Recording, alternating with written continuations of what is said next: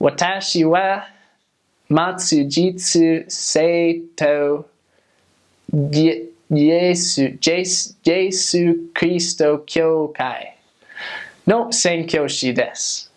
Desu. Yeah. So that's kind of like, that's how I spoke in the MTC, unfortunately. I wasn't the greatest. I am a missionary of the Church of Jesus Christ of Latter-day Saints, in kind of a super American accent. Like, most people really aren't that bad. Like, I think you're going to be a lot better than I was. But the Japanese would be, Watashi wa Matsujitsu Seito Yesu Christo Kyokai no Senkyoshi desu. Watashi wa Matsujitsu Seito Yesu Christo Kyokai no Senkyoshi desu. And so you can kind of see that, like, there's more of like a rhythm. It kind of flows a little bit better, and you become more and more familiar with the words that you're saying. So Americans don't always have the best pronunciation for certain sounds in Japanese, especially any R sounds.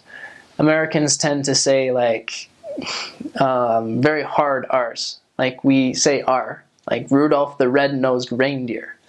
But in Japanese, the R sound is more of like a D and an L and a kind of like a T, kind of all mixed together. So instead of an American saying, just to go through the syllables, ra, ri, ru, re, ro, well, that's kind of hard. A Japanese person is going to say ra, ri, ru, re, ro. And it's kind of like that ra sound. That is more a Japanese sound. So sometimes you'll hear missionaries kind of mess that up pretty bad, and they'll say radio is kind of like the American way, but a Japanese person will say radio, and it's almost like a rolling your R. It's kind of hard to explain, but kind of one of the interesting things about missionaries who come straight from the MTC and missionaries who've been in Japan for a while is that there's like a natural spacing of your words as you're speaking Japanese, and that just comes with time, I feel like.